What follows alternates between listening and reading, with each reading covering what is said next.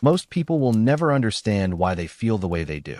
They'll spend their entire lives running from invisible wounds, repeating patterns they didn't choose, and wondering why peace always feels just out of reach. But there's a different path, one that starts with understanding the simple truth that most of what you think is you was written before you could even speak.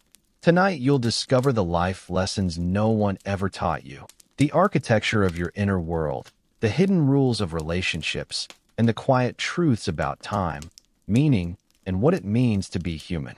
By the end, you'll find that these aren't really lessons at all, but recognitions of truths you've always known but never had words for. Let's begin. Chapter 1. The Architecture of Your Inner World. Lesson 1. You are living inside a story you didn't write. Before you were old enough to question anything, you were learning. Not from textbooks or teachers, but from the emotional temperature of the rooms you grew up in. From the way love was given or withheld. From what made the adults around you smile or go silent. And in those early years, before you turned 7, before you had language for what was happening, you were drawing conclusions about how the world works and what you need to do to survive in it. These weren't conscious decisions. You didn't sit down and think, I shall now develop a personality. But your brilliant, adaptive young mind was watching, calculating, strategizing. If you cried and no one came, you learned something. If you achieved and suddenly got attention, you learned something else. If showing vulnerability made people uncomfortable, you tucked that part of yourself away. Your personality, the thing you think of as fundamentally you, is largely a collection of these early survival strategies. Psychologists call these life scripts. It's a concept from transactional analysis, and it describes the unconscious narrative you wrote about yourself before you could even spell your name. Scripts like, I must be perfect to be loved, or vulnerability equals danger, or my needs are too much for others. These conclusions made sense at the time. They were your way of making an unpredictable world feel manageable. But here's what no one told you. You're still running that software. Decades later, you're still operating from conclusions a 5-year-old drew. Think about the person who can't rest, who drives themselves relentlessly, who feels guilty for taking a break. Often, if you trace it back, there's a moment, or 1,000 small moments, where they learned that performance equals worth. Maybe their parents only lit up when they brought home good grades. Maybe love felt conditional on being impressive, so they built an identity around achieving, and now, 30 years later, they can't sit still without feeling like they're failing. The strategy that once earned them safety has become a prison. This is the story you didn't write, but keep living. And the first step toward freedom is simply seeing it. Recognizing that what you think of as your fixed personality is actually a set of adaptations that made sense once, but might not serve you anymore. Lesson 2. The voice in your head isn't always your friend. Listen to how you talk to yourself for a moment. Really listen. Notice the tone, the words, the judgment. Would you speak to someone you love that way? Would you let anyone else speak to you that way? Here's something you probably haven't considered. That voice in your head, the one you assume is your authentic self, often isn't yours at all. It's an echo. It's your mother's criticism when she was stressed. It's your father's impossible standards. It's the cultural messages you absorbed before you could filter them. It's the teacher who called you lazy, the coach who said you weren't good enough, the kids who laughed. All of those voices got internalized, and now they masquerade as your own thoughts. In acceptance and commitment therapy, they make a crucial distinction: the difference between cognitive fusion and cognitive diffusion. Fusion is when you become your thoughts. When I'm having the thought that I'm not good enough collapses into I'm not good enough. You fuse with the thought. You believe it's truth rather than mental weather passing through. Diffusion is creating space. It's recognizing I'm having anxious thoughts rather than I am anxious. It sounds subtle, but it changes everything. One is an identity. The other is an experience you're noticing. One defines you. The other is something you're witnessing. Here's a practical way to spot when you're hearing someone else's voice. Notice when you speak to yourself in second person. You're so stupid. You always mess this up. You'll never get this right. That's not your voice. That's how someone else spoke to you. and you internalized it so deeply you now do it to yourself. Your authentic inner voice doesn't attack you. It might observe, might question, might guide, but that harsh critic speaking in you statements? That's borrowed. The work isn't silencing these voices. That's impossible. The work is recognizing them for what they are. Old recordings playing on repeat. Not truth, not prophecy, just noise you can choose not to obey. Lesson 3. Your emotions are messengers, not commanders. You've been taught to fear your emotions, to control them, manage them, rise above them. But your feelings aren't the enemy. They're not irrational disruptions to your logical mind. They're intelligent signals carrying crucial information about your internal and external environment. Think of emotions as evolutionary messengers. Fear alerts you to potential danger. Anger signals that a boundary has been violated. Sadness tells you something matters to you. Guilt suggests you've acted outside your values. These aren't malfunctions. They're your organism trying to take care of you, to help you navigate a complex world. Neuroscientist Antonio Damasio proposed the somatic marker hypothesis, the idea that your body knows before your conscious mind does. You walk into a room and feel your shoulders tense, your stomach drop. You haven't consciously processed why, but your body is reading the situation, sending you data. That subtle discomfort around someone, that's information. That unexpected lightness when you think about a certain path, also information. But here's the key. Emotions are messengers, not commanders. They deliver information, but they don't get to make your decisions. You can feel afraid and still act courageously. You can feel angry and still respond thoughtfully. The feeling is data, valuable data, but it's not an order you must obey. There's also a crucial distinction between primary and secondary emotions. Primary emotions are your authentic, immediate responses. You lose something precious, you feel sad. Secondary emotions are your reactions to your reactions. You feel sad, then you feel ashamed for feeling sad, then you feel angry at yourself for being ashamed. See how quickly we spiral? Often, anger is a secondary emotion. It's the bodyguard for something more vulnerable underneath. Someone criticizes you, and you flare with anger. But beneath it? Hurt, fear of inadequacy. The anger is easier to feel, more empowering than admitting you're wounded. But if you can't get beneath the anger to the primary emotion, you can't actually address what's hurting. Your emotions are speaking to you constantly. The question is, are you listening, or are you just trying to make them shut up? Lesson 4. The gap between stimulus and response is where freedom lies. Viktor Frankl survived Nazi concentration camps and emerged with a profound insight about human freedom. He wrote, "Between stimulus and response there is a space. In that space is our power to choose our response. In our response lies our growth and our freedom. Something happens, someone insults you, you face a setback, you receive bad news. That's the stimulus. And immediately, almost invisibly, there's a reaction forming. Anger, defensiveness, collapse, avoidance. Most of us experience this as instantaneous. Something happens and we react. It feels automatic, beyond our control. But here's what neuroscience has revealed. There actually is a gap. It's called the emotional refractory period. For a few seconds after a stimulus, your brain is processing, your body is responding, chemicals are flooding your system.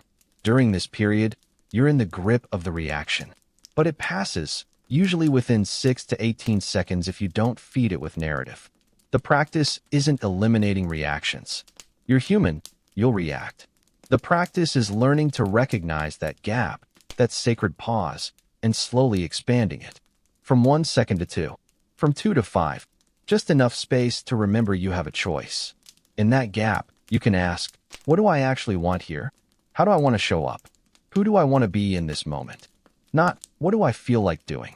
Feelings will demand all sorts of things, but what matters more than this reaction? This is where your freedom lives. Not in controlling what happens to you, you can't. Not in controlling what you initially feel, you can't do that either.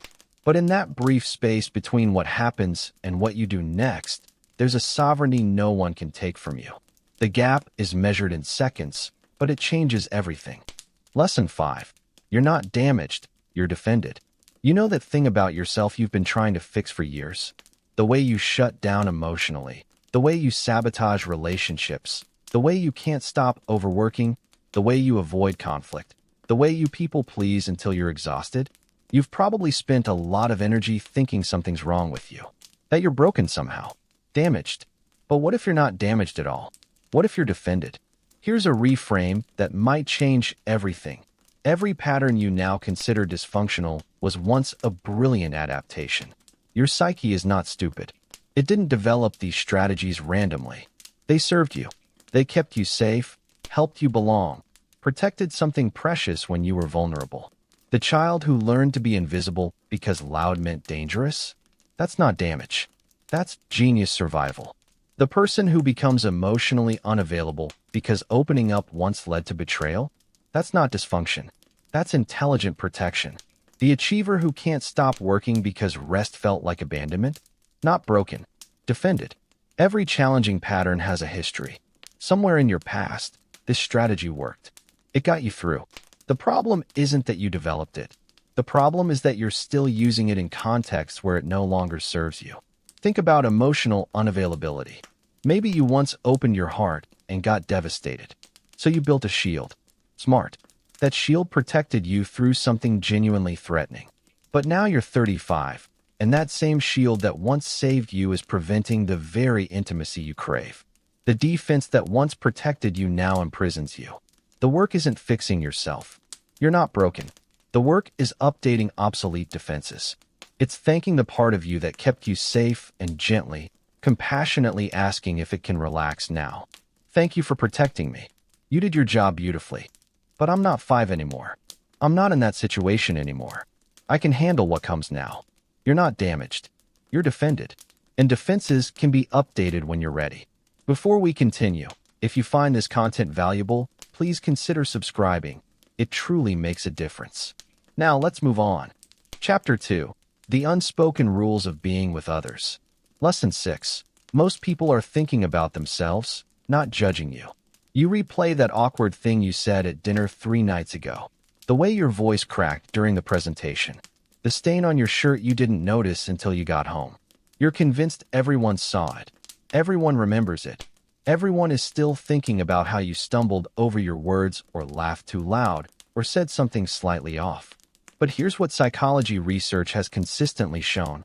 They're not. They didn't notice as much as you think. And if they did notice, they've already forgotten. It's called the spotlight effect, and it describes how we vastly overestimate how much other people are paying attention to us, particularly to our flaws, our mistakes, our embarrassing moments. In studies where people were asked to wear embarrassing t-shirts and then estimate how many people noticed, they consistently overestimated by nearly double. They thought half the room saw their ridiculous shirt. In reality, less than a quarter did. And of those who noticed, they forgot within minutes. Here's why. Everyone else is the protagonist of their own story. They're not extras in yours, thinking about you constantly. They're preoccupied with their own inner narrative, their own worries, their own embarrassments, their own to-do lists. They're wondering if they said something stupid, if their outfit looks okay, if people like them. They're thinking about the conversation they need to have, the deadline approaching, the text they haven't answered. Your embarrassing moment is background noise in someone else's life. It's a blip, if it registered at all. They're not lying awake replaying your awkwardness. You are. And that's the trap. You're giving your mistakes and flaws prime real estate in your mind, assuming they occupy the same space in everyone else's. They don't. This isn't nihilistic. Like nothing you do matters, so why bother? It's the opposite. It's liberating. It means you can stop performing. You can stop editing yourself constantly, trying to manage everyone's perception of you. You can make mistakes, look foolish occasionally, be imperfect, and the world keeps turning. People are too busy with their own lives to keep a running tally of your missteps. You can stop living like you're always on stage, being watched and judged. Most of the time, you're not even in the scene. And when you are, you're far less interesting to others than you are to yourself. That's not cruel. That's freedom. You can finally stop performing and start actually living. Lesson 7. Boundaries aren't walls. They're the architecture of respect. You've probably been taught that having boundaries makes you difficult, selfish, unkind. That if you really cared about people, you'd be available always, accommodating always, flexible always. That saying no is mean and saying yes is loving. But here's the truth. Boundaries aren't walls that keep people out. They're not rejections. They're clarity. They're you teaching people how to love you well, how to be in relationship with you in a way that's sustainable and honest. Think of it this way. If someone doesn't know where your limits are, how can they respect them? If you never say, I need space, or that doesn't work for me, or I can't take that on right now, people will keep pushing, not because they're malicious, but because they don't know where the line is. You haven't drawn one. There are 3 types of boundaries, and most people swing between 2 extremes without ever finding the middle. Rigid boundaries are walls. They keep everyone out. No exceptions, no flexibility. These are the people who never let anyone close, never ask for help, never show vulnerability. It feels safe, but it's lonely. Porous boundaries are the opposite. No walls at all. You're a doormat. You say yes when you mean no. You let people take and take until you're depleted. You prioritize everyone's needs above your own, and you wonder why you feel resentful and exhausted. You've let people walk all over you, and then you're surprised your feet hurt. Healthy boundaries are doors. They can open and close depending on the situation and the person. You let trustworthy people in. You keep harmful people out. You're flexible, but not spineless. You're kind, but not self-sacrificing. You understand that protecting your energy, your time, your peace isn't selfish, it's necessary. There's a phrase I love. Be ruthless for your time, gracious with your attention. It means you guard your time fiercely. You don't give it away carelessly to every request, every demand, every guilt trip. But when you do give your attention, you give it fully, generously, without resentment. Here's what this looks like in practice. Someone calls when you're exhausted, and they want to vent about their day. The porous boundary response. You answer, you half listen while feeling resentful. You give mediocre attention because you don't want to be there. The rigid boundary response. You don't answer, you never answer, you're unavailable always. The healthy boundary response. I can't talk right now, but I want to hear about this. Can we connect tomorrow when I can actually be present for you? See the difference? You're not rejecting them. You're honoring both their need to be heard and your need for rest. You're saying, I care about you enough to show up well, and that means not showing up when I can't. Boundaries are love. They're how you stay in relationships long-term without burning out. They're how you show up as your best self instead of your resentful, depleted self. They're not selfish. They're the architecture of sustainable respect. Lesson 8. You can't have intimacy without risk. You want connection, real connection, the kind where someone knows you and still loves you. But you also want safety. You want to be seen without the risk of being rejected. You want intimacy without vulnerability. And that's impossible. Brené Brown spent years researching vulnerability and connection, and here's what she found. You cannot have one without the other. Connection requires letting yourself be seen. Fully seen. Not the curated version, not the impressive version, but the real, messy, imperfect version. And that's terrifying because it means risking rejection. So you build armor. You keep parts of yourself hidden. You show people the polished exterior and hope they love that enough. You perform competence, strength, having it all togetherness. And then you wonder why you feel lonely even in relationships. It's because no one knows you. They know the version you've allowed them to see. And somewhere deep down, you suspect that if they saw the real you, they'd leave. But here's the problem with armor. It's not selective. The armor you wear to protect yourself from hurt also blocks love from reaching you. You can't shield yourself from pain without also shielding yourself from connection. The walls that keep rejection out also keep intimacy out. Intimacy, real intimacy, is intimacy. It's the gradual revealing of your true self to someone who's earned the right to see you.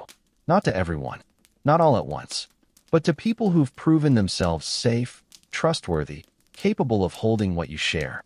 That's selective vulnerability, and it's not weakness. It's wisdom. The alternative is what you've been doing. Keeping everyone at arm's length, never letting anyone in, staying safe and lonely. Or the other extreme, sharing everything with everyone, hoping someone will finally see you and stay. That's not vulnerability. That's desperation. True intimacy is risk taken thoughtfully. It's opening the door slowly to people who knock gently. It's saying, here's something true about me, and seeing if they handle it with care. And sometimes they won't. Sometimes you'll be vulnerable and it'll backfire. That's the risk.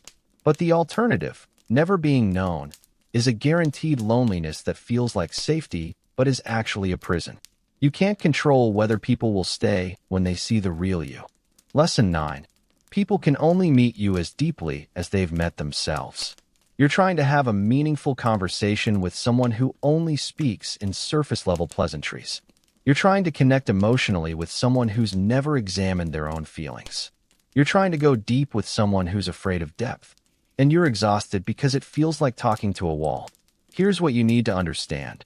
People can only meet you as deeply as they've met themselves.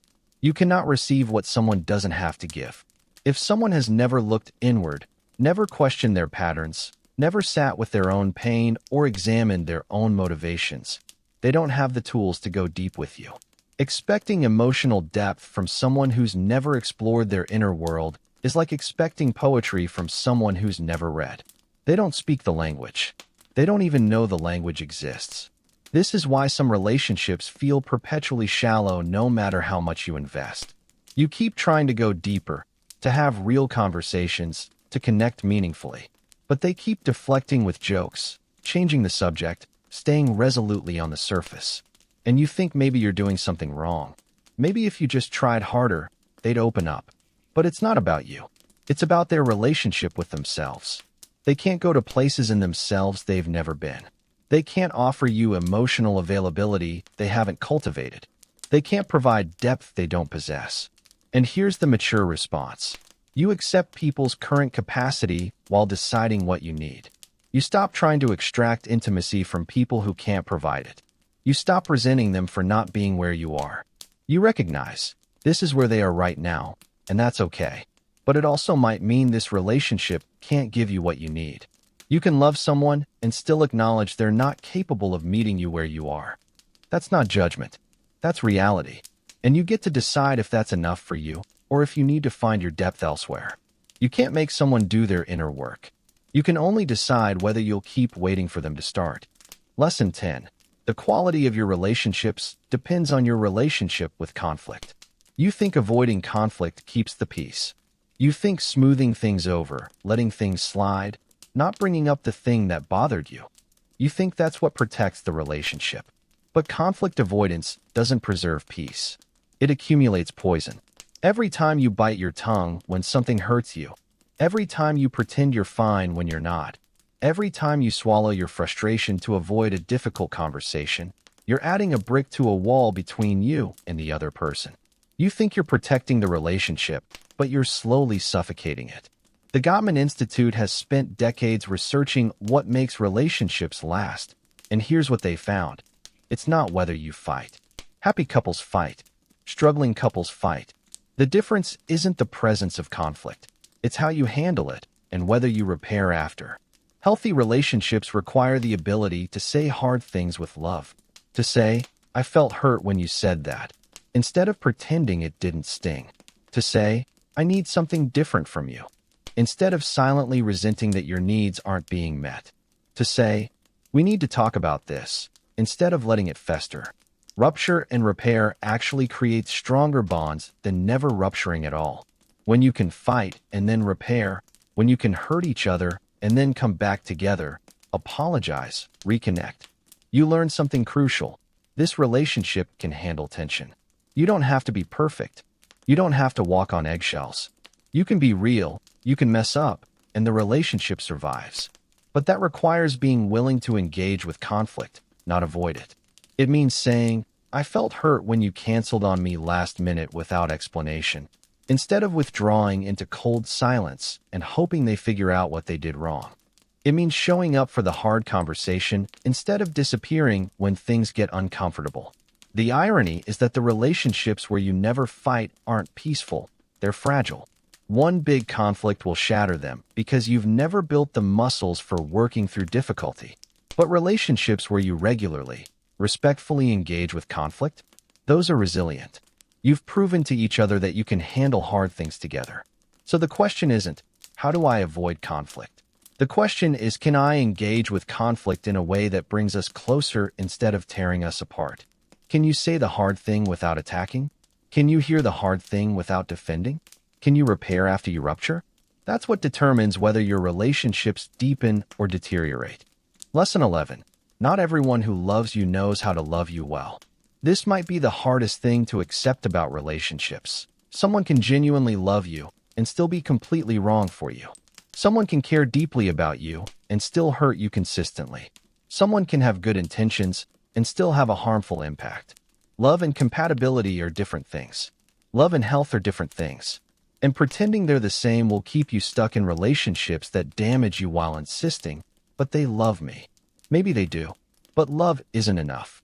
You also need respect, reciprocity, emotional safety, aligned values, compatible communication styles, similar visions for the future. You need someone who not only loves you, but knows how to love you well, in ways that actually nourish you, not just in ways they think they should. Your mother might love you fiercely and also be incapable of giving you the emotional support you need. Your partner might care about you deeply and also be so avoidant that you feel perpetually alone. Your friend might genuinely want good things for you and also be so self-absorbed that every conversation circles back to them. The painful wisdom is this: good intentions don't negate harmful impact. They didn't mean to hurt me doesn't undo the hurt.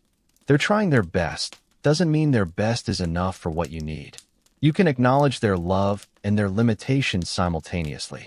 This is where you have to release the fantasy that love conquers all incompatibilities. That if you just love each other enough, everything else will work out. That caring for someone means you can make a relationship work through sheer willpower and patience. But you can't. Some people love you in ways that don't match how you need to be loved. Some people's best efforts still leave you empty. And you have to be mature enough to say, I know you love me in the only way you know how. And it's not enough. And that's sad, but it's true. You can love someone from a distance. You can wish them well while also protecting yourself from their impact. You can honor what you shared while also walking away because staying is costing you too much. Not everyone who loves you belongs in your life. And accepting that isn't cold or ungrateful. It's choosing yourself with the same fierce care you've been giving to people who can't meet you where you are. Chapter 3. The Hidden Curriculum of Time and Mortality. Lesson 12. You have less time than you think and more than you feel. You walk around like you have forever, like there will always be time to do that thing, call that person, take that trip, start that project. Someday, eventually, when things settle down. But here's what you don't think about. The average human life is roughly 4,000 weeks. That's it. 4,000 weeks from birth to death. Tim Urban created a visualization called Life in Weeks, a grid of tiny boxes, each one representing a single week of a 90-year life. When you see your entire existence laid out like that, something shifts. Those boxes fill up faster than you imagine. If you're 30, you've already used about 1,500 of them. If you're 40, more than 2,000 are gone. The weeks you have left aren't infinite. They're countable, finite, and they're passing whether you're paying attention or not.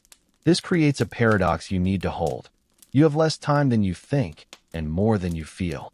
Less time means urgency, not panic, but clarity about what matters. It means you can't afford to waste years on things that don't align with who you want to be. More than you feel means patience. You don't have to do everything right now.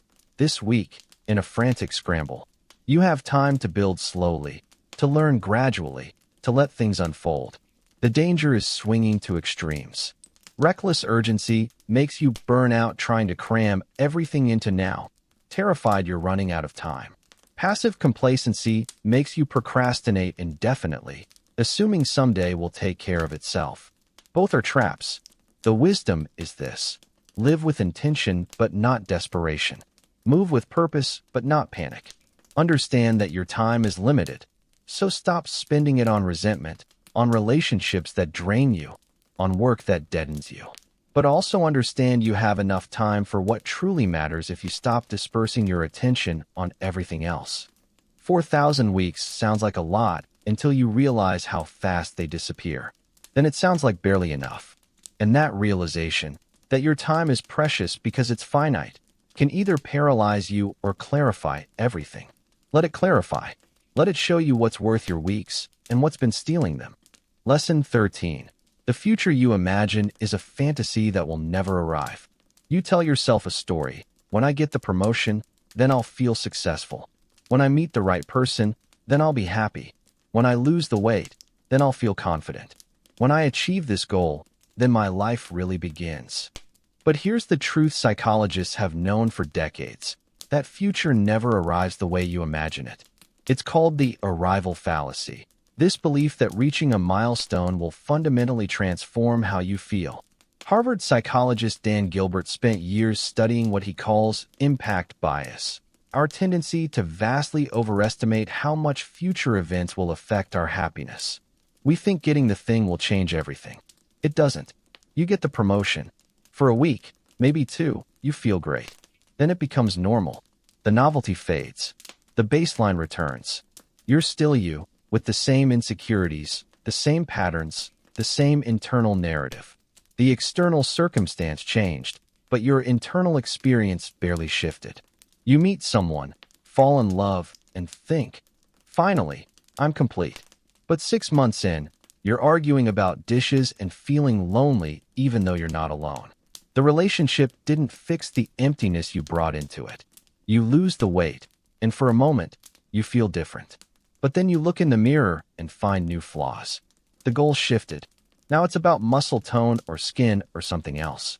The target keeps moving because the problem was never really about your body. Here's why this happens.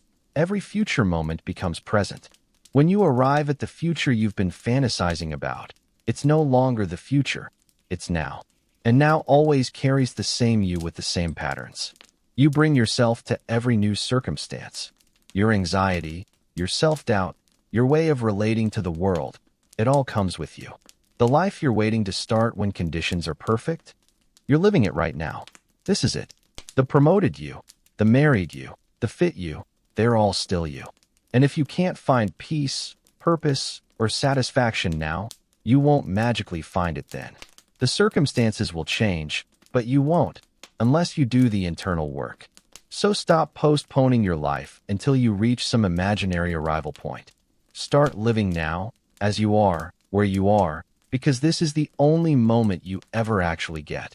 Lesson 14. Mortality isn't morbid, it's the source of meaning. You avoid thinking about death. It feels dark, depressing, morbid. But existential philosophers have understood for centuries what most people spend their lives avoiding. The finite nature of your existence is precisely what makes anything matter at all. Imagine you lived forever. Actually imagine it. Infinite time stretching ahead of you. Would anything be urgent? Would any choice feel significant? If you could do everything eventually, why would anything feel precious? The answer is, it wouldn't.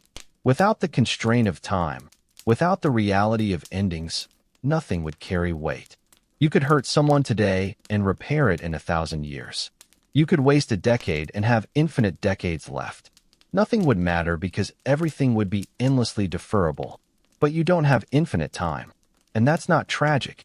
It's what makes your life meaningful. The Stoics understood this. They practiced memento mori, remember you will die. Not as a morbid obsession, but as a clarifying practice. When you remember your life will end, suddenly what you do with it matters intensely. That argument you're holding on to? Death makes it feel petty. That grudge you're nursing? Mortality puts it in perspective. The person you keep meaning to call? The awareness that one day you won't be able to makes you pick up the phone now. Death is the thing that makes you kinder. It makes you braver. It makes you present. Because you realize, really realize, that this moment with this person will not come again. This day is not a rehearsal. This life is not a rough draft. When you accept your mortality, you stop living like you have forever to become who you want to be. You start becoming that person now. You stop saving the good dishes for special occasions. You stop waiting for permission to live fully. You stop postponing joy until everything is perfect. Mortality isn't the enemy of meaning. It's the source of it. The fact that your life will end is what makes every moment of it matter. Lesson 15. You're grieving constantly without knowing it. When you think of grief, you think of death. Someone dies and you grieve. But grief is so much bigger than that. You're grieving constantly, and you don't even recognize it as grief because no one died. But something ended. Something changed. Something was lost. Grief is what you feel when a friendship fades. Not through conflict, just through distance and time and the slow drifting that happens when lives diverge. You don't call it grief, but that's what it is. The loss of someone who once knew you, who you once knew, and now you're strangers who occasionally like each other's posts. Grief is what you feel when you let go of a dream. The career you thought you'd have, the life you imagined, the version of yourself you thought you'd become. You release it, and there's sorrow in that release, even if the new path is better. Grief is what you feel for the person you were last year. That version of you who had different priorities, different fears, different hopes. You've changed, and in changing, you've left that person behind. That's loss too.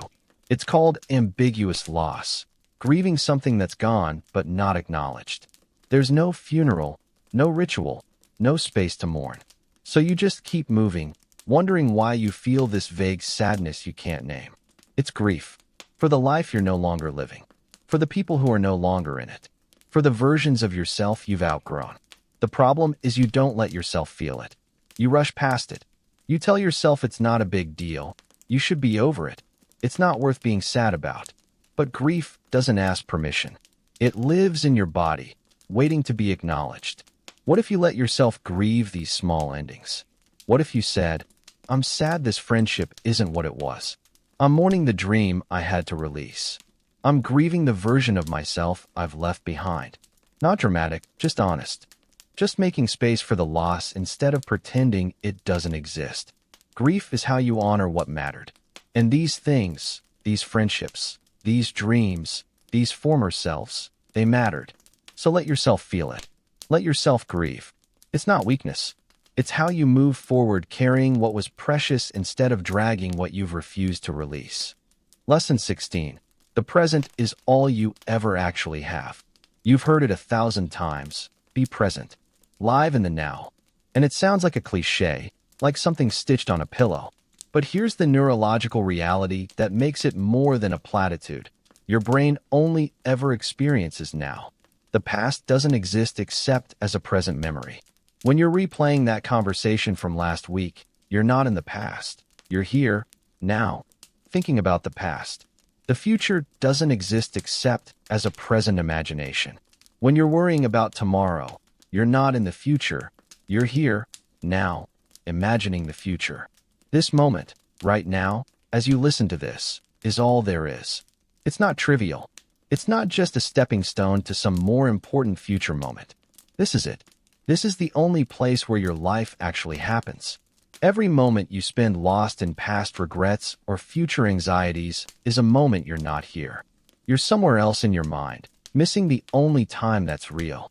And the tragic thing is, when that future moment you were worried about finally arrives, you'll be somewhere else again, thinking about the next thing, the next worry, the next plan. So you never arrive. You're always somewhere else. Always planning, reminiscing, anticipating, regretting. Never here. The practice isn't complicated. It's just impossibly hard because your mind will resist it. Bring your full attention to what's here. The feeling of your breath. The texture of this moment. The ordinariness of right now. Not the extraordinary moments. Those are easy to be present for. The ordinary ones. The quiet evening. The routine morning. The unremarkable afternoon. These make up most of your life. And if you're not present for them, you're not present for your life. This moment isn't trivial. It's literally all you have. And one day, you'll wish you could return to a moment exactly like this one. Ordinary, quiet, simple, and you'll realize you spent most of them waiting for something else. Chapter 4. The economics of being human that have nothing to do with money.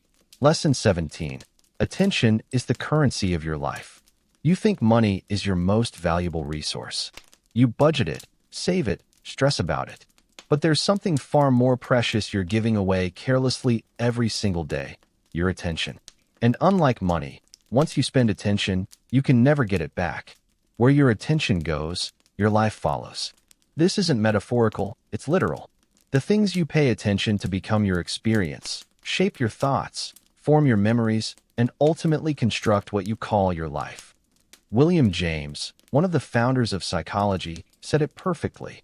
My experience is what I agree to attend to. Not what happens around you, but what you actually notice, what you actually focus on. That becomes your lived reality. You make this choice thousands of times daily, mostly unconsciously. You choose to scroll instead of read, to multitask instead of focus, to worry about tomorrow instead of noticing today, to replay past conversations instead of being present in current ones. Each choice feels small, inconsequential, but they compound. Where you direct your attention consistently is where your life goes. And here's what you need to understand. There's an entire economy built on harvesting your attention. Every app, every platform, every notification is engineered to capture and hold your focus. They've hired neuroscientists and psychologists to make their products as addictive as possible. Your attention is the product they're selling to advertisers, and you're giving it away for free, or worse, you're paying them for the privilege of having your attention stolen. You don't pay attention, you invest it. And like any investment, it compounds. Invest your attention in anxiety, and anxiety grows. Invest it in resentment, and resentment expands. Invest it in your work, your relationships, your growth, and those compound too. The question isn't whether your attention will compound. It will. The question is, what are you investing it in? Think about the last time you were with someone you love. Were you actually there?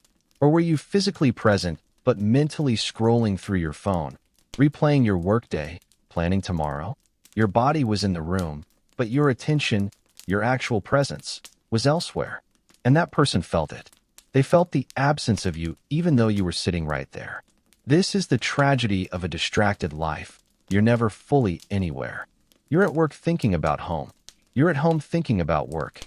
You're with your kids thinking about your phone. You're on your phone feeling guilty about not being with your kids. You're fractured across a dozen different places, and so you're never whole anywhere. The most consequential choice you make isn't what career to pursue, or who to marry, or where to live.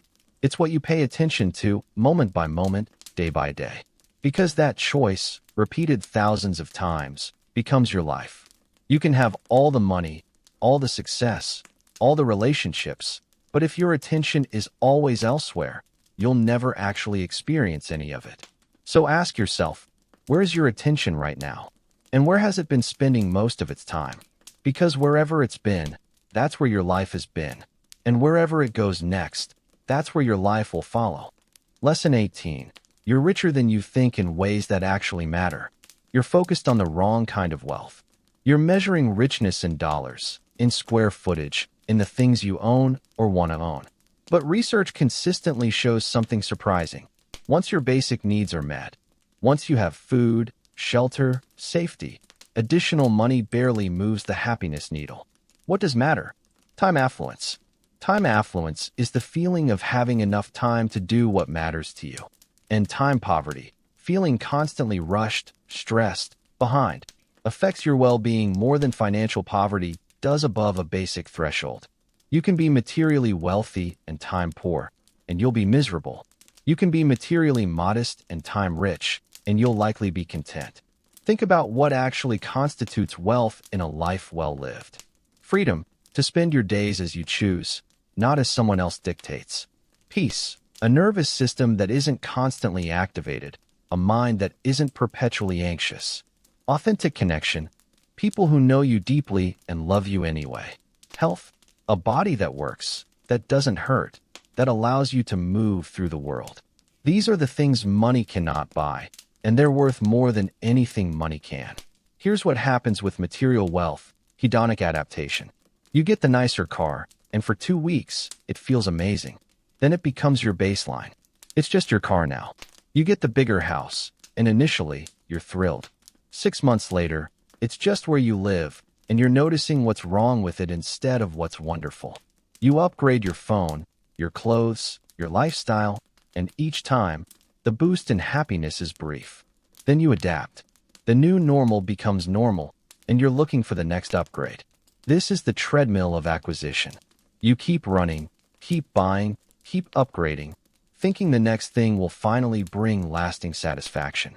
But it won't, because the problem isn't that you don't have enough things.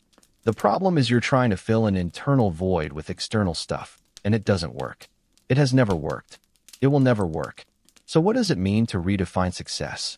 It means measuring wealth not by what you have, but by what you don't need. Not by what you've accumulated, but by what you've released. Not by how busy you are, but by how present you can be. Not by your net worth, but by the quality of your relationships, the depth of your peace, the freedom in your days. You're probably richer than you think, just not in the ways you've been taught to measure. And the poverty you feel might not be material at all. It might be time, attention, meaning, connection.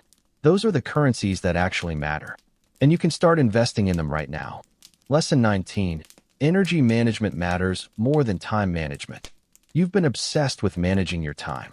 You optimize your calendar, batch your tasks, eliminate inefficiencies. But you still feel exhausted, depleted, like you're running on empty even when your to-do list is done. Here's what you're missing. Time management doesn't matter if you don't have the energy to use the time meaningfully.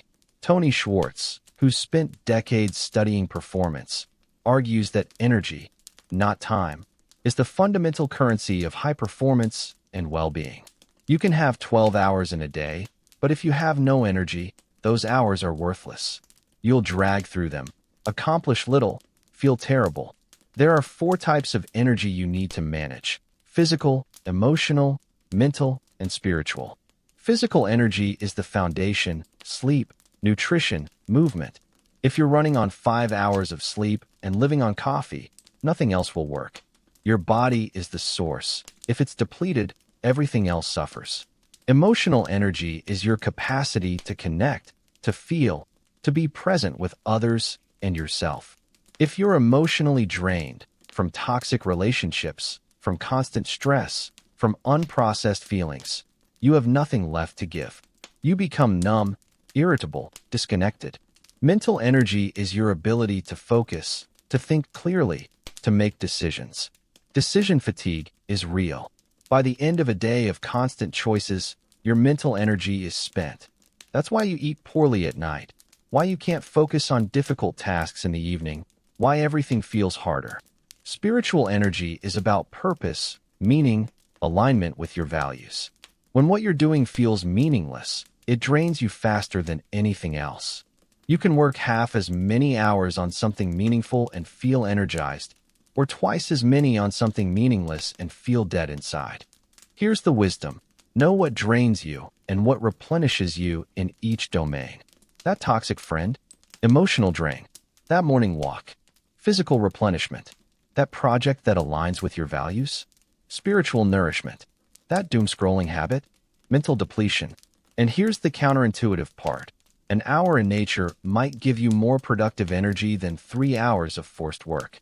A 20-minute nap might be more valuable than another cup of coffee. A difficult conversation that clears the air might restore more energy than avoiding conflict. Rest isn't laziness, it's replenishment.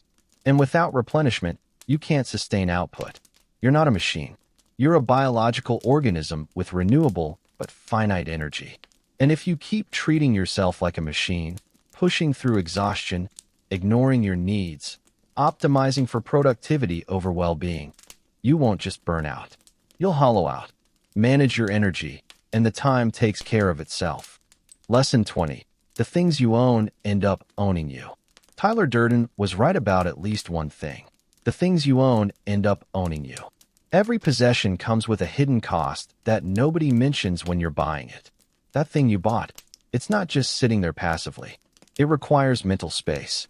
You have to remember you have it, decide where to keep it, maintain it, insure it, worry about losing it or breaking it. That shirt needs washing. That car needs servicing. That gadget needs charging and updating. That furniture needs dusting. Every object is a tiny demand on your attention. Multiply that by everything you own, and you're carrying an invisible burden of stuff. Decision fatigue. Which outfit, Which bag, which dishes to use. Comparison, seeing someone with a nicer version and suddenly yours isn't good enough anymore. The treadmill of acquisition, always wanting the next thing, the upgrade, the improvement. And here's the trap. You buy things thinking they'll make your life better, easier, happier. Sometimes they do, briefly, but often they just add complexity. More to manage, more to maintain, more to think about. You wanted simplicity, but you bought yourself complications. There's a concept called essentialism, the disciplined pursuit of less but better. Applied to your physical life, it means asking, does this add value proportional to the space and attention it demands? If not, why are you keeping it? The freedom in enough is profound. When you stop acquiring, stop upgrading, stop accumulating, something lifts. You realize you have everything you actually need. The hunger quiets. The comparison stops. You look around at your life and feel satisfied instead of constantly reaching for more. This isn't about minimalism as an aesthetic or living out of a backpack. It's about recognizing that every possession is a relationship, and like any relationship, it requires tending. And if you have too many relationships with objects, you won't have enough energy left for relationships with people, with yourself, with your own life. Your stuff was supposed to serve you. Somewhere along the way, you started serving it. And the path back to freedom is simple. Own less, need less, want less. Not as deprivation, but as liberation. Lesson 21. Your standards determine your suffering. Here's a formula for understanding most of your dissatisfaction. Suffering equals the gap between expectation and reality. The bigger the gap, the more you suffer. It's not reality that's making you miserable. It's the distance between reality and what you think should be happening. You should be further along in your career by now. You should have a partner. You should be making more money. You should have your life figured out. Should. Every should is a standard you're holding yourself to, and when reality doesn't match, you suffer. But here's the question nobody asks. Whose standard is that? Where did that should come from? Is it yours, or is it something you absorbed from parents, culture, peers, social media? Most of the standards you're torturing yourself with aren't even yours. They're inherited, unconsciously adopted, never questioned. This isn't about lowering your standards or giving up on growth. It's about examining which standards you've actually chosen and which ones you're carrying because you think you're supposed to. The tyranny of should is that it makes you feel perpetually inadequate, perpetually behind, perpetually failing at a game whose rules you never agreed to. Buddhist philosophy teaches that suffering arises from attachment to outcomes, to how things should be, to your preferences about reality. When you're rigidly attached to life looking a certain way, you suffer every time reality deviates. And reality always deviates. Think about the suffering in, I should be further along by now. Further along according to whom? By what timeline? Compared to what standard? If you're measuring yourself against some imaginary benchmark, usually constructed from other people's highlight reels, you'll always fall short. What if you released the should and just looked at what is? Not resignation, not giving up, just acceptance of your actual starting point. From here, where do you want to go? Not where you think you should be by now, but where you actually want to be, starting from where you actually are. Your standards aren't neutral. They're creating your experience. High standards can drive excellence, or they can drive you into the ground. The difference is whether they're serving you or you're serving them, whether they're yours or someone else's, whether they're inspiring or just punishing. Examine your shoulds, question your standards, and watch how much suffering evaporates when you stop demanding that reality match expectations it never agreed to meet. Lesson 22. The real scarcity is meaning, not resources. You live in an age of unprecedented material abundance. You have access to more information than any human in history. More entertainment, more options, more stuff. And yet, there's a quiet crisis happening. Existential poverty. People who have everything and feel empty. People who've achieved their goals and feel hollow. People who are materially comfortable and spiritually bankrupt. The real scarcity isn't resources. It's meaning. It's purpose. It's the answer to why does any of this matter? Viktor Frankl, who survived concentration camps and went on to develop logotherapy, understood this deeply. He wrote, "Those who have a why to live can bear almost any how. People with meaning can endure tremendous suffering. People without it fall apart under minor inconveniences. Meaning is the difference between resilience and fragility, between depth and hollowness. But here's what you need to understand. Meaning isn't found. It's not hidden somewhere waiting for you to discover it. It's created. You make meaning through commitment to something beyond yourself, through work that serves others, through love that costs you something, through values you uphold even when it's inconvenient. Meaning doesn't come from achievement or acquisition. You can't buy it. You can't accomplish your way into it. It comes from devotion to people, to principles, to something larger than your individual existence. It comes from answering the call of what deeply matters to you and showing up for it consistently. The quiet crisis of our time is people who've checked every box: education, career, relationship, home, and still feel this gnawing emptiness. Because they build a life based on what they thought they should want, not what actually gives them purpose. They optimized for external success and neglected internal significance. If you have everything you thought you wanted and still feel empty, you're not broken.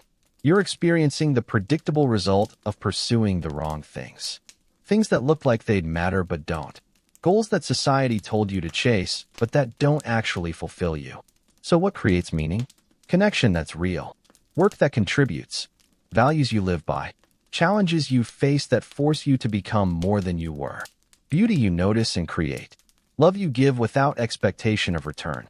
A life built around what matters to you, not what's supposed to matter. The resources you're chasing, more money, more status, more things, they won't fill the void. Only meaning will. And meaning requires something from you. It requires commitment, sacrifice, showing up even when it's hard. But that's what makes it meaningful. That's what makes a life feel like it's worth living. You're not poor in resources. You're poor in meaning. And the only way to address that poverty is to stop accumulating and start committing. To something. To someone. To a purpose larger than your comfort and convenience. That's where the real wealth is. Chapter 5. The Self You Think You Know. Lesson 23. You contain multitudes, and that's not a problem. Do I contradict myself? Very well then, I contradict myself. I am large. I contain multitudes. Walt Whitman wrote those words over 150 years ago, and yet, they describe the modern human experience better than any psychology textbook ever could. You've been told you're supposed to find yourself, as if there's one permanent, unchanging version of you hiding somewhere, waiting to be discovered. But what if that idea itself is the trap? You are not one single self. You are a symphony of selves, different parts of you carrying different desires, fears, memories, and purposes. Some parts were born in childhood. Others came from heartbreaks, wins, traumas, friendships, and choices. Together, they create the complex mosaic you call me. Psychology even has a name for this: internal family systems, or IFS. It suggests that your mind is like a family. There's the confident part that wants to take risks, the scared part that wants to stay safe, the perfectionist who demands control, the child who just wants to play. None of them are wrong. None of them are the whole truth. They're just parts of you. And here's the paradox that will set you free. You can feel two opposite things at the same time. You can be confident and insecure in the same breath. You can love someone deeply and still need space from them. You can crave adventure yet long for safety. You can be both generous and selfish, brave and afraid. You've been taught that contradiction means hypocrisy. But contradiction is actually the proof that you're human. You don't need to reconcile every internal conflict into one tidy narrative. You don't need to make your personality coherent. You only need to recognize that all your parts belong. Because peace isn't about silencing one voice. It's about learning how to let them all coexist without war. Lesson 24. Most of what you call you is borrowed. Take a look at your favorite music, your fashion choices, your ambitions, your beliefs. How many of them did you choose? And how many did you absorb? From the moment you were born, you were being programmed by your parents, your culture, your school, your religion, your social media feed. You were handed invisible scripts. Be polite. Be productive. Be successful. Don't be too loud. Don't be too emotional. Don't fail. It's no wonder most people mistake conditioning for identity. You think you love that career path, but maybe you were just rewarded for it. You think you're chasing your dream, but maybe you're chasing the dream society told you is respectable. Even the way you define success, money, fame, validation, might not be yours at all. The clothes you wear, the hobbies you pursue, the partner you think you should marry, the timeline you believe your life must follow. Ask yourself, whose dream is this? This isn't about rejecting everything the world gave you. It's about separating what's authentically you from what's just noise you've mistaken for truth. This is called differentiation, the lifelong work of peeling away layers of social conditioning until your voice stops echoing everyone else's. And it's hard, because once you begin to question your borrowed self, you might realize that half your life was spent living as someone else's idea of you. But the liberation is worth it, because when you finally hear your own voice beneath the noise, it's unmistakable. It's quiet, but it's yours. Lesson 25. You're not behind. You're on your own timeline. Open any social media app and you'll see it. Someone younger than you with more money, more followers, more everything. Someone ahead. And in that moment, a small voice whispers, "I'm behind." That voice is a liar. There is no timeline. There is no universal human schedule. You weren't supposed to be married by 25, rich by 30, or figured out by now. Those milestones are illusions created by comparison, and comparison is the most socially accepted form of self-violence. Every path is singular. Every timeline is handcrafted by circumstances you can't see. Some people bloom early. Some bloom late. Some never bloom traditionally at all. And that's okay. Einstein didn't speak fluently until age 9. Vera Wang didn't design her first dress until 40. Morgan Freeman got his first big movie role at 52. The idea that you're behind assumes there's a race. But life isn't a race. It's a collection of stories unfolding at different speeds. The only person you're competing with is the one you were yesterday. When you stop comparing your timeline to others, you discover a radical kind of peace. You stop sprinting toward imaginary deadlines. You start moving at the speed of you. Lesson 26. The stories you tell about yourself become your prison or your freedom. We all tell ourselves stories. I'm bad at math. I'm too shy. I always attract the wrong people. And we think those stories describe reality, but really, they create it. This is called narrative psychology, the idea that your life isn't shaped by what happens to you, but by the meaning you attach to what happens. Two people can live through the same event. One walks away broken, the other walks away empowered. The difference isn't what happened. It's the story they told themselves about it. You might think, my childhood ruined me. But you could also say, my childhood made me strong in ways comfort never could. Both are true, but only one will set you free. When you say, I'm just not that kind of person, you're reinforcing a script that locks you inside a fixed identity.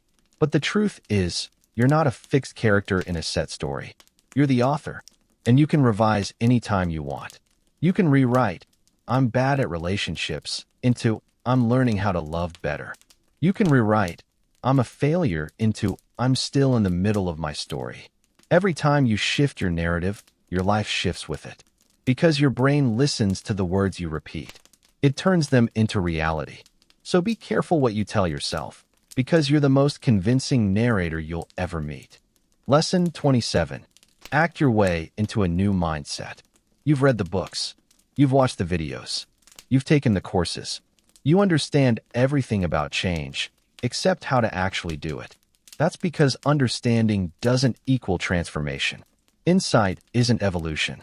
The mind loves thinking about change more than it loves changing. But here's the truth. You can't think your way into a new identity. You have to act your way into one. Want to be confident? Start acting confident, even when you don't feel like it. Want to be creative? Start creating, even when you're uninspired. Want to be disciplined? Start doing the thing, even when your brain screams not to. This isn't faking, it's rewiring. Behavioral psychology calls it behavioral activation, when your actions lead your emotions, not the other way around. Neuroscience backs it up too. The brain rewires itself based on what you do repeatedly, not what you intend to do. Every small action is a vote for the person you want to become. That's why fake it till you make it isn't a lie, it's biology. You fake it long enough, and your nervous system starts to believe you. Don't wait to feel ready. Readiness is a myth. You act first, and then your mind catches up. Lesson 28. Authenticity isn't about being raw, it's about being real. We live in an era where authenticity has become a performance. People curate vulnerability like a brand strategy, crying on camera, oversharing for validation, turning pain into content. But real authenticity isn't about exposure. It's about alignment. It's not about telling everyone everything. It's about being true to yourself within context. It's about knowing when to speak and when silence protects your peace. You don't owe anyone access to your inner world just to prove you're real. Boundaries aren't walls. They're doors that only open for those who've earned the right to see you. True authenticity starts privately. It begins with being honest with yourself about what you feel, what you want, what you believe. If you're performing rawness for approval, that's not authenticity, it's theater. Honesty and authenticity aren't the same thing. Honesty is factual. Authenticity is faithful to your values, your boundaries, and your truth. Sometimes, authenticity looks like silence. Sometimes, it looks like saying no. Sometimes, it's just not pretending anymore. Because being authentic isn't about being raw. It's about being real enough to stop performing for the world and start living for yourself. Chapter 6. The Wisdom of Failure and the Myth of Success. Lesson 29. Failure is data, not identity. You've been taught to fear failure as if it's a permanent stain on who you are. But failure isn't a reflection of your worth. It's just feedback from reality. There's a dangerous mental glitch most people never outgrow, globalizing a specific event into a statement about identity. I failed quietly mutates into I am a failure. Miss one goal, lose one opportunity, make one wrong move, and suddenly you label your entire being defective.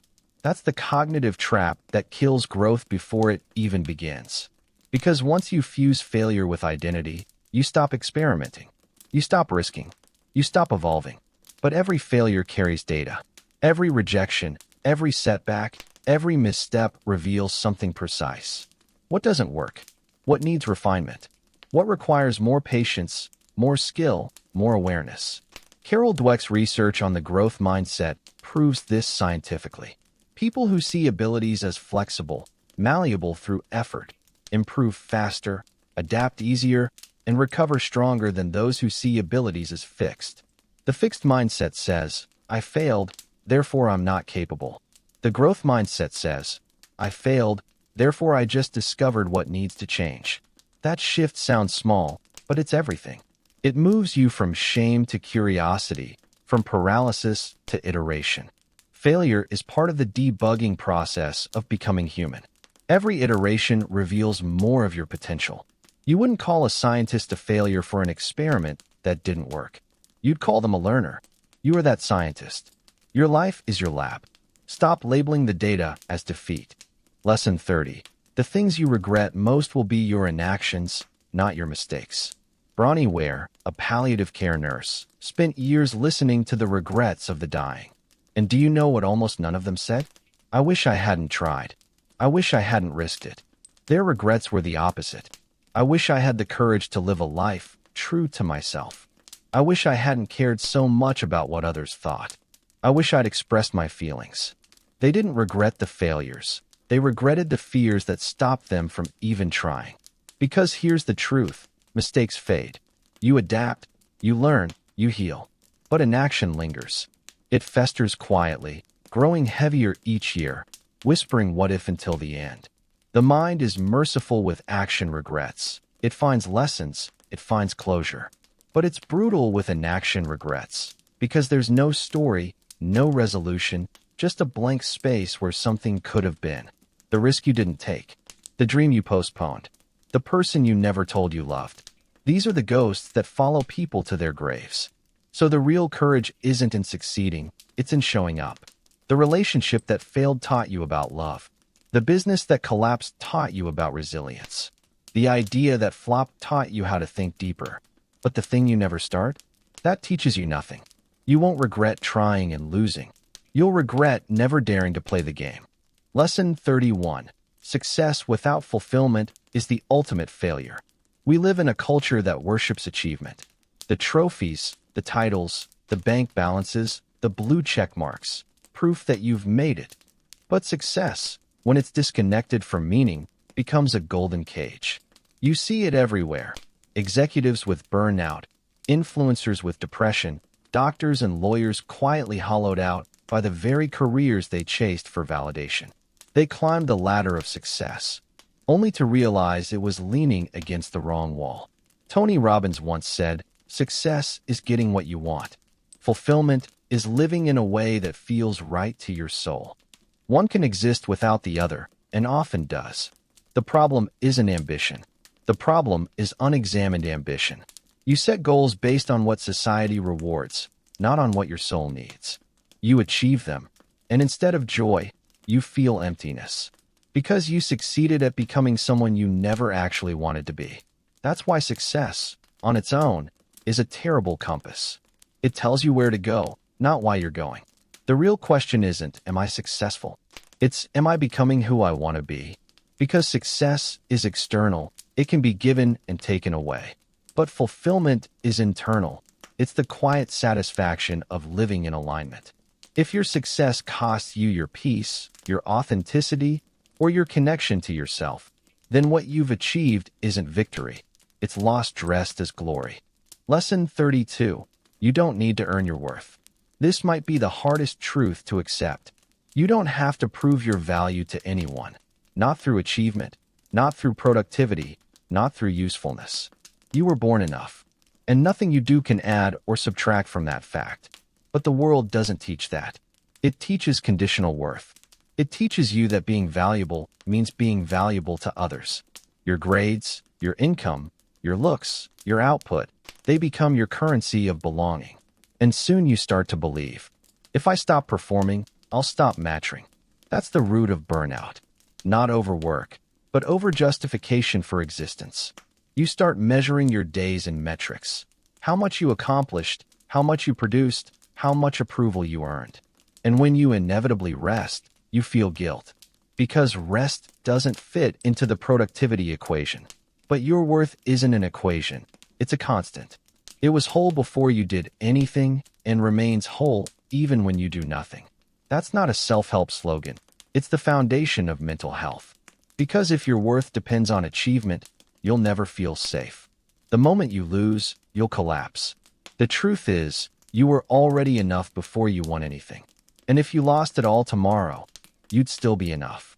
The most radical act in a capitalist culture is to know your worth independent of what you produce. That's where real rest begins, the kind that comes not from exhaustion, but from freedom. Lesson 33. The goalposts will always move unless you decide where to place them.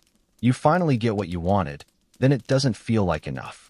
You reach the milestone, and suddenly there's a new one. You make the money, and the number you thought would bring peace now looks small. Welcome to the hedonic treadmill, the psychological loop where every achievement becomes the new baseline, and satisfaction evaporates the moment you reach it. I'll be happy when becomes an infinite sentence. I'll be happy when I graduate, when I get promoted, when I move out, when I make six figures, when I find love, when I'm free. But happiness keeps shifting just out of reach, like a horizon you can never walk to. The world teaches you to chase, but it never teaches you to define enough. And if you don't define it, the chase never ends. You start confusing ambition with insatiability. Ambition says, I want to grow. Insatiability says, nothing will ever be enough. They look similar, but they lead to opposite lives. One leads to evolution. The other leads to emptiness.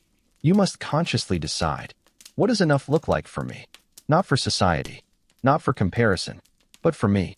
Because until you define your own finish line, you'll always feel behind, no matter how fast you run. The truth is, peace isn't found in achieving everything. It's found in finally deciding where the race ends. Chapter 7. The Subtle Art of Letting Go. Lesson 34. Control is an illusion you exhaust yourself maintaining. You spend most of your life trying to make the world bend to your will, trying to predict, manipulate, and secure every possible outcome. But life doesn't negotiate with your expectations. It never did. The Stoics understood this centuries ago, and so did the writers of the Serenity Prayer. Grant me the serenity to accept the things I cannot change, the courage to change the things I can, and the wisdom to know the difference. That final line, the wisdom to know the difference, is what most people never master.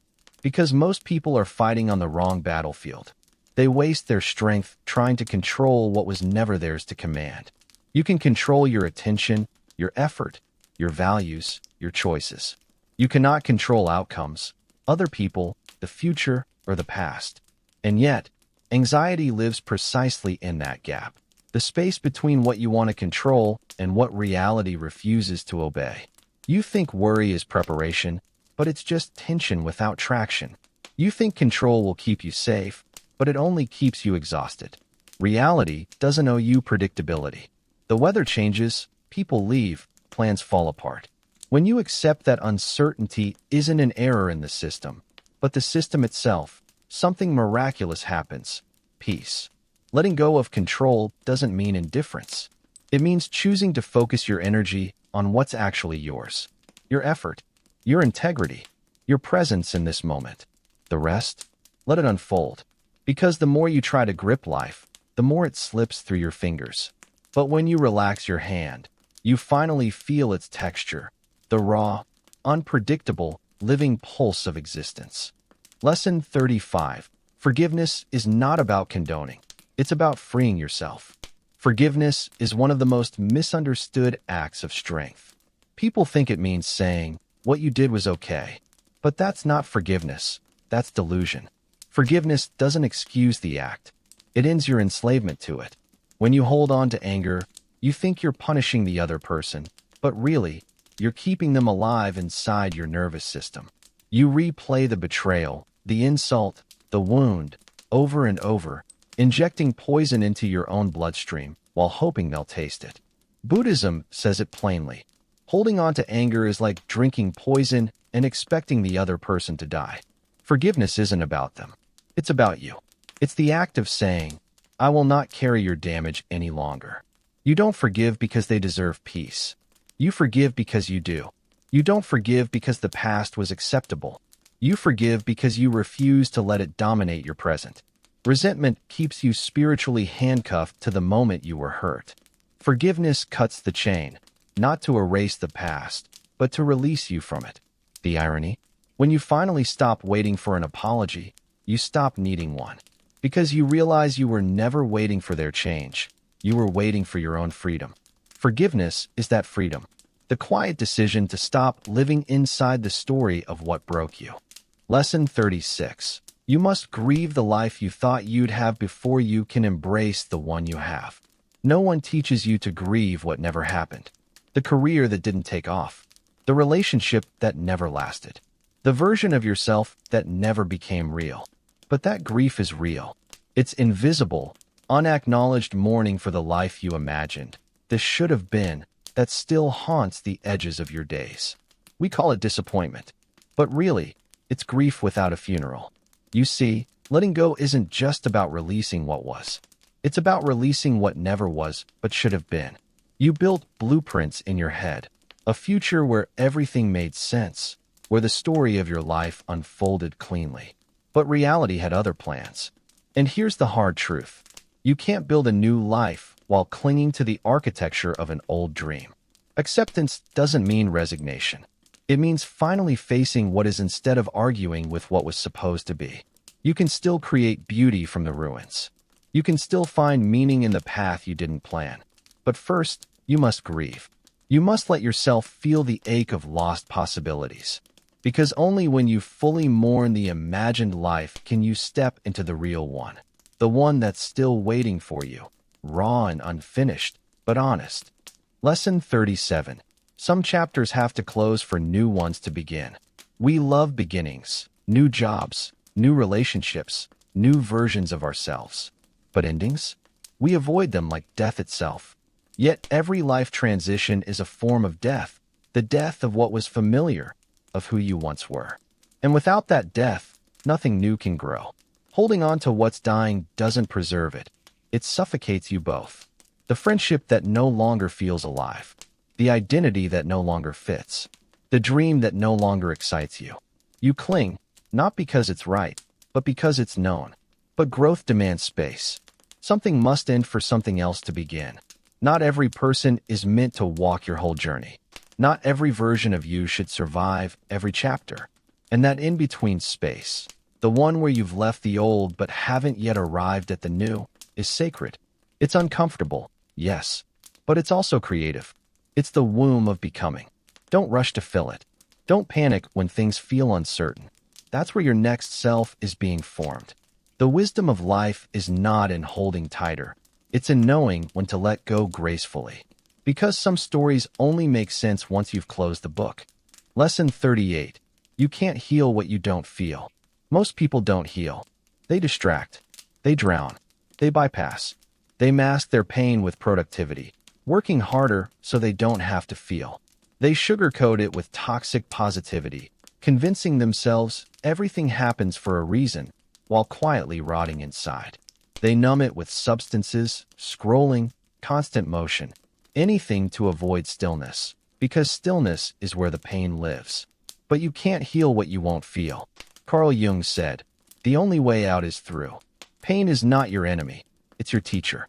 It arrives with information about what needs your attention. When you repress it, it doesn't disappear. It embeds itself deeper, turning into anxiety, chronic tension, emotional fatigue.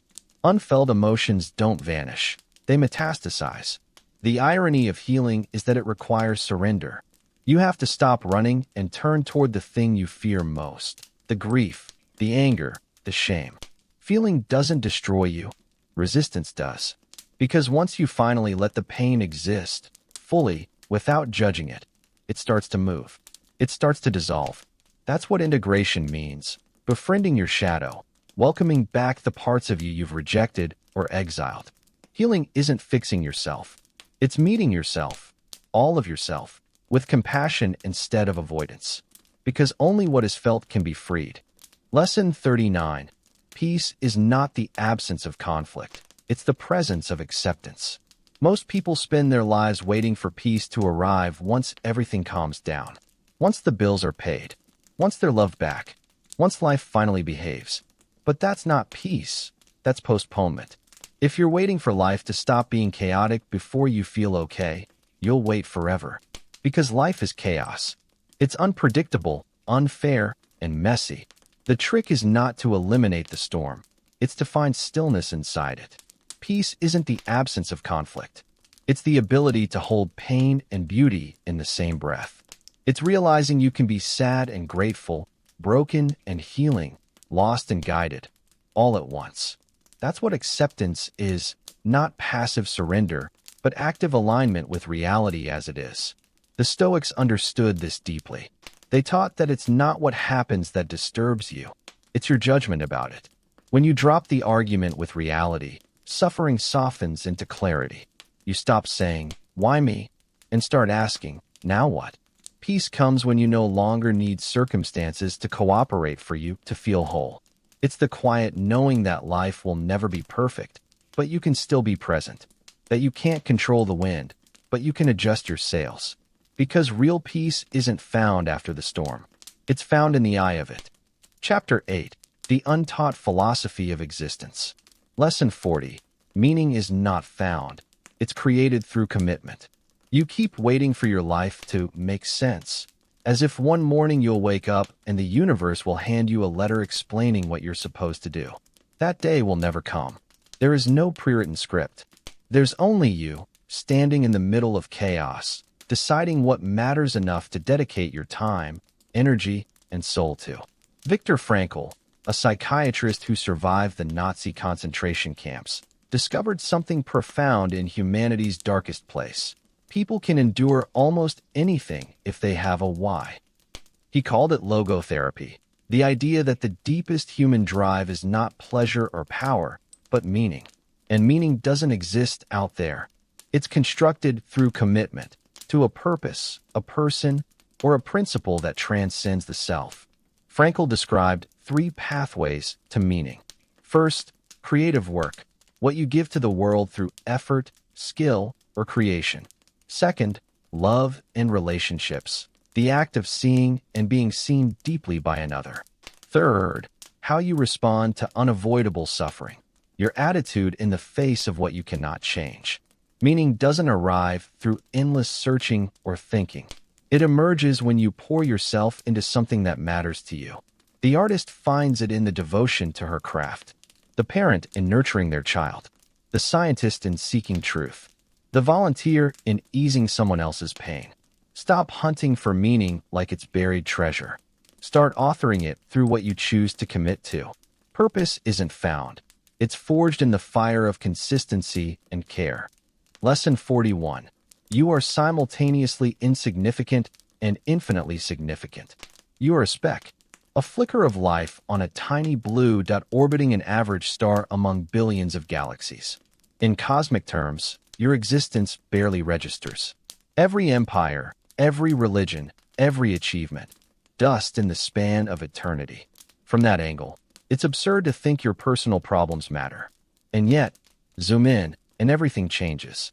Your ability to love, to laugh, to create, to suffer, to choose kindness. That's the universe experiencing itself through you. You are the intersection point where eternity becomes aware of itself. Carl Sagan once said, "The Earth is a very small stage in a vast cosmic arena." His famous pale blue image was meant to humble us, but also to awaken us. When you realize your smallness, you stop taking your ego so seriously. When you realize your consciousness, you recognize your infinite significance. You are both trivial and sacred. Both truths are necessary. Believing only in your smallness leads to nihilism. Nothing matters. Believing only in your importance leads to narcissism. Only I matter. Wisdom is holding both. Your existence is statistically meaningless and cosmically miraculous. The paradox saves you. It makes you humble enough to stay curious and grateful enough to live fully. Lesson 42. Suffering is inevitable. Misery is optional. Every living being suffers. It's the one universal truth. Pain from loss, from sickness, from disappointment. It's baked into the human condition. The Buddha called it dukkha, the unsatisfactoriness of existence. But there's a crucial difference between pain and suffering. Pain is what happens. Suffering is what your mind adds to it. You can't always avoid pain, but you can refuse to multiply it. Imagine you're struck by an arrow. That's the initial pain. Then your mind fires a second arrow. Why me?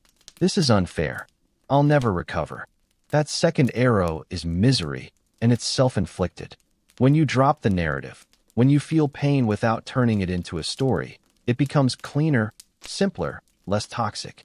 You can still grieve, still feel sorrow, but without drowning in it. This doesn't mean suppressing emotions. It means meeting them without judgment or dramatization. It's the difference between saying, "I am broken," and "I am experiencing sadness." One is identity, the other is awareness. Suffering is resistance to what is. Peace begins when resistance ends. Lesson 43. You are not your thoughts, but you are responsible for them. Your mind is not a loyal ally. It's a storm. Thoughts arise like clouds, uninvited and uncontrollable. Some are beautiful, others are dark, intrusive, or destructive. Most people assume, because I thought it, it must be true. That's the trap. You are not your thoughts. You are the awareness that observes them. The silent witness behind the noise. The sky, not the weather. You don't choose what thoughts appear, but you do choose which ones to entertain, which to feed, and which to release. That's your responsibility, your responsibility. Meditation trains this distinction. You sit, thoughts come, you watch. You don't fight or follow them. You let them drift. Over time, you learn. This voice isn't me. It's just a visitor. When you stop identifying with your mind's every passing wave, you gain freedom. Thoughts still happen, but they stop hijacking your mood and behavior. You can't always control what your mind produces, but you can control how long you let it rent space inside you. Lesson 44. The paradoxes you can't resolve are the ones you must learn to hold. Modern minds crave certainty. You want clear answers, fixed truths, clean lines. But life laughs at that. The deepest truths are contradictory. Freedom and connection pull in opposite directions. Safety and growth can't coexist fully. To love someone means risking loss. Your suffering often comes from trying to resolve paradoxes instead of holding them. You think, I must choose. Either I'm independent or I belong to someone. But both are essential. Scott Fitzgerald once said, the test of a first-rate intelligence is the ability to hold two opposed ideas in mind and still retain the ability to function. That's not intellectual acrobatics. It's emotional maturity. Across wisdom traditions, the advice is the same. Stop forcing life into either slash or boxes. Learn the art of both slash and. You can be strong and tender, confident and uncertain, content and still striving. When you hold paradox instead of eliminating it, you become larger, calmer, wiser. Life doesn't demand resolution. It demands presence with tension. Growth isn't about simplifying complexity. It's about expanding your capacity to sit within it. Lesson 45. Your ordinary life is already extraordinary. You keep waiting for the big moment, the promotion, the love story, the adventure, the breakthrough. The fantasy of arrival seduces you. When that happens, then I'll finally live. But the truth is brutal and beautiful. This is it. This messy, imperfect, fleeting life is not the rehearsal. It's the show. You overlook the miracle because it's dressed in ordinary clothes. The taste of morning coffee, the sound of rain, the warmth of another human being beside you, the fact that you exist, that you can see, feel, think, and love. That alone defies comprehension. You scroll past the present moment searching for more, blind to the sacred that's already here. Rumi said, "Sell your cleverness and buy bewilderment." He meant, trade your hunger for control and understanding for awe and wonder. Contemplative traditions, from Zen to Stoicism to Christian mysticism, all whisper the same truth. Nothing is missing. Even in pain, even in confusion, there's a quiet ground of grace beneath everything. Your ordinary life, waking up, breathing, trying, loving, is not something to escape from. It's the holy ground where meaning, mystery, and miracle meet. Chapter 9. Solitude and the Self. Lesson 46. Loneliness and solitude are not the same thing. Most people confuse loneliness with solitude, but they are entirely different experiences. Loneliness is a hunger for connection. It's what you feel when you're surrounded by people, yet still ache to be seen. It's absence, lack, a hollow echo. Solitude, on the other hand, is chosen aloneness. It's fullness. It's presence with yourself so rich that you no longer need the crowd to feel complete. You can be lonely in a stadium or peaceful in an empty room. The difference isn't the presence of others. It's the quality of your relationship with yourself. Blaise Pascal once wrote, "All of humanity's problems stem from man's inability to sit quietly in a room alone." He wasn't exaggerating. The inability to be alone drives people into toxic relationships, endless entertainment, constant distraction. We crave escape from our own company because we haven't learned to make it bearable, let alone beautiful. Solitude is not isolation. It's communion with your thoughts, your emotions, your soul. It's the fertile soil where creativity grows, where intuition becomes audible, where you finally meet the person you've been running from, yourself. The goal isn't to be alone forever. It's to be so grounded in solitude that your relationships become a choice, not a dependency. Lesson 47. The discomfort you feel in silence is information. When you turn off the noise, the podcasts, the scrolling, the music, the endless chatter, you meet what you've been hiding from. The silence isn't empty. It's crowded with everything you've avoided, your regrets, your fears, your grief, your unmet needs. That tight feeling in your chest when you sit in quiet, that's not boredom. That's data. It's your mind showing you what's unprocessed. Modern life is a masterpiece of avoidance. We fill every pause with stimulation so we never have to listen. We think we crave information, but really, we crave escape. Because silence is revealing. It strips away your armor. Meditation isn't about emptying your mind. It's about watching what your mind contains when you stop numbing it. It's the courage to say, let me see what's really here. The truth is, silence will hurt before it heals. It will surface the memories you've buried, the truths you've denied, the emotions you've postponed. But if you stay long enough, if you breathe through the discomfort, something shifts. You begin to realize that what you feared inside you was never a monster. It was a child waiting to be heard. Silence doesn't punish you, it introduces you. Lesson 48. You must become someone you enjoy being alone with. If you can't stand being alone, you'll chase people, projects, or pleasures that distract you from yourself. You'll confuse attention for love, busyness for worth, noise for meaning. Every addiction begins with an inability to sit in your own presence. When your inner world is hostile, you'll do anything to escape it. The work is to become a person whose company you enjoy, not through external accomplishments, but by knowing yourself deeply enough to stop needing constant validation. You can't outsource peace. That begins with self-intimacy, understanding your patterns, your triggers, your longings. It's about creating an inner landscape rich enough to explore. You cultivate curiosity about your own mind instead of judgment. You make time for the things that light you up, even when no one's watching. Reading, writing, learning, walking, creating. This isn't selfish. It's essential, because the quality of every relationship you have depends on your relationship with yourself.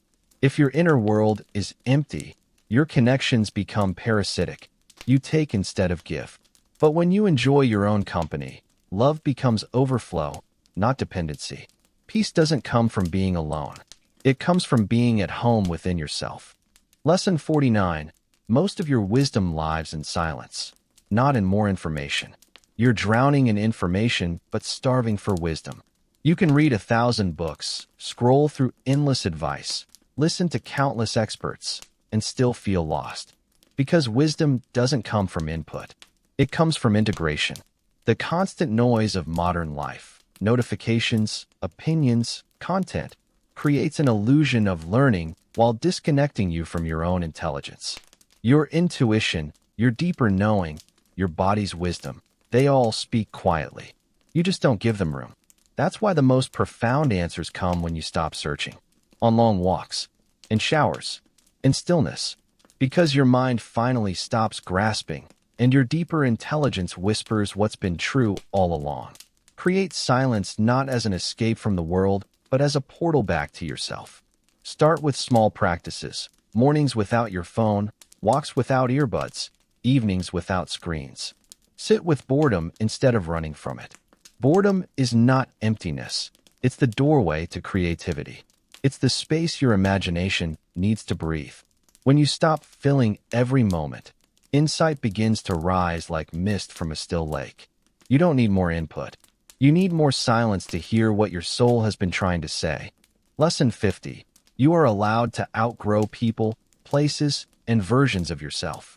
One of the most painful parts of growing up is realizing you won't take everyone with you.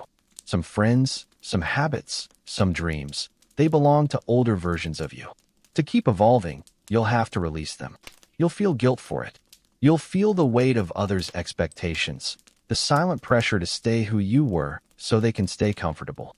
But loyalty to your own evolution is not betrayal. It's integrity. You're supposed to outgrow certain people. You're supposed to feel misaligned with past ambitions. You're supposed to wake up one day and realize that what once fit now feels tight. That's not failure. It's transformation. Every few years, you'll shed an identity like a snake sheds skin. Each layer served you once, protected you once, but can't sustain who you're becoming. The pain of change is the price of authenticity. Honor what was. Don't demonize your past self. Thank the people and phases that brought you this far. But don't stay out of nostalgia. Let endings be sacred, not shameful. Life isn't about clinging, it's about allowing.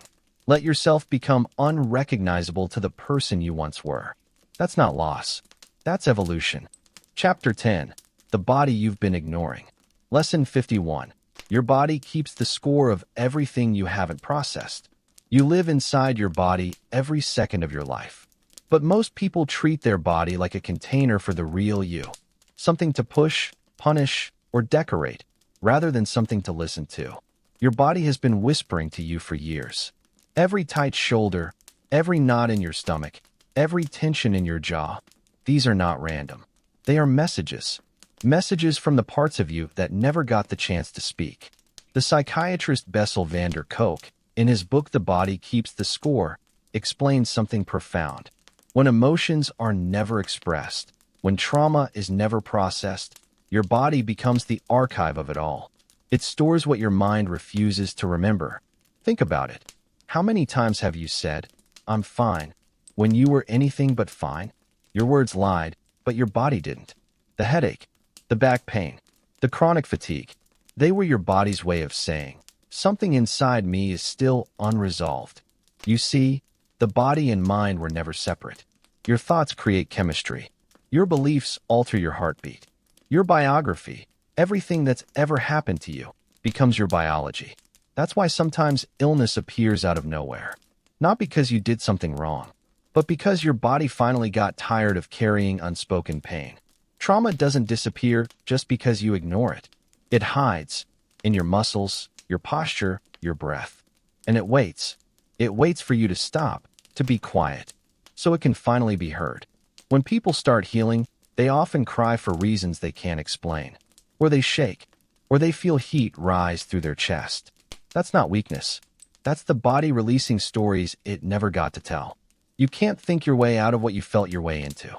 That's why somatic practices like therapy, yoga, breath work, even dance exist. They're not just alternative methods. They are languages your body understands. When you stretch, breathe, or move with awareness, you're saying to your body, "I'm listening now." You can speak. And here's something to remember. If you don't listen to your body when it whispers, it will start to shout. And if you ignore the shout, it will scream. Through panic attacks, through burnout, through illness, your body doesn't betray you. It protects you, even from yourself. So tonight, as you lie there, ask quietly, what is my body trying to tell me that I've been too busy to hear? And whatever answer comes, don't judge it. Just listen. Lesson 52. Rest is not a reward for productivity. It's a requirement for being human. Somewhere along the way, you were taught that rest must be earned. That sleep is for the lazy. That if you're not doing something productive, you're wasting time. That belief is a lie. A quiet, dangerous one. Your nervous system isn't a machine. It's an ecosystem, delicate, alive, constantly adjusting. When you never stop, your system doesn't reset. It stays flooded with stress hormones that were only meant to last minutes, not decades. You call it hustle. Your body calls it survival. There's a biological truth people forget. Rest is not optional. It's not a luxury. It's maintenance, like breathing, eating, or blinking. You can't outwork your biology. When you refuse to rest, your body will rest for you. Through sickness, through breakdowns, through exhaustion that sleep can't fix. And yet, we glorify burnout. We wear our fatigue like a medal. We say, "I only slept 4 hours," as if it's an achievement. But what is that really? It's the body crying for mercy while the mind insists on applause. The truth is this. You don't rest because you've earned it. You rest because you are alive. Because every living thing needs stillness to renew itself. Look at nature. Even the sun sets. Even oceans rest between tides. And yet, you think you're supposed to be in motion 24/7? The paradox is that true productivity requires rest. Your brain consolidates memories and creativity while you sleep. Your muscles rebuild themselves during recovery. Your ideas grow in silence, not in noise. When you rest, you're not falling behind. You're syncing back up with life's rhythm. You're returning to the pace your biology was designed for. So let this be permission to close your eyes before you're empty, to take a break before you crash, to stop proving your worth by how much you endure. You don't have to earn rest. You only have to allow it. Lesson 53. The way you treat your body reflects how you feel about existing. Here's something most people never realize. The way you treat your body isn't just about health. It's a mirror of how much you value being here. When you nourish yourself, move, and sleep, you're not just maintaining a body. You're saying to existence itself, I want to be here. I choose to live. And when you constantly ignore your body, when you skip meals, dismiss pain, numb out with endless scrolling or junk food or overwork, you're saying something too. You're saying, I don't want to feel. I don't want to be here fully. That's the quiet violence of disconnection. When you treat your body like a problem instead of a home, self-care has been turned into a marketing gimmick.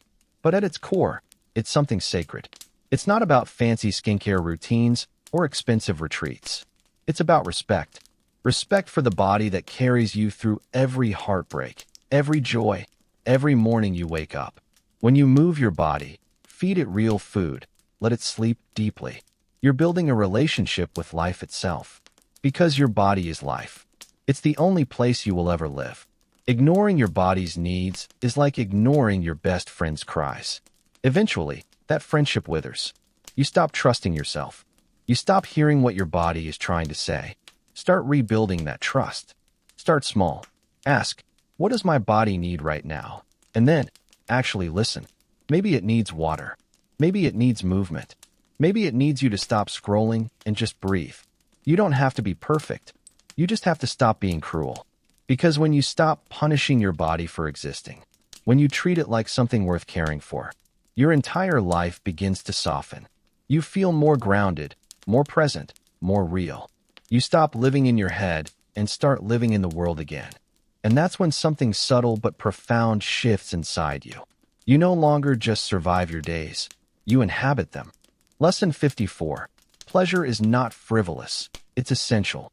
For centuries, we were taught that pleasure is dangerous. That joy is indulgent. That wanting to feel good is selfish. That's the shadow of Puritan conditioning. The belief that suffering is noble and pleasure is sin. But your nervous system doesn't care about dogma. It only knows balance. And pleasure is how it heals. When you experience genuine pleasure, laughter, touch, good food, music that moves you, your body releases chemicals that calm your system, lower stress, and remind your brain that the world is safe again. Pleasure isn't the opposite of discipline. It's what makes discipline sustainable. Without joy, discipline turns into punishment. You're not meant to feel guilty for enjoying life. You're meant to savor it. Savoring is a lost art. It means slowing down enough to actually taste your food, to feel sunlight on your skin, to listen to a song and notice how it makes your heart swell. It means allowing moments of goodness to fully register, to tell your nervous system, we're safe, we're alive, we can rest now. When you deny yourself pleasure, you starve your soul. When you allow it, you come back to life. Pleasure doesn't have to be grand. It can be as simple as the weight of a blanket, the first sip of morning tea, the softness of silence before sleep. Don't wait for permission to enjoy being alive. It's not frivolous. It's essential. Because joy is what keeps the human spirit from collapsing under the weight of existence. And pleasure, real pleasure, the kind that nourishes, not numbs, is your body's way of saying, yes, more of this. This is what living feels like.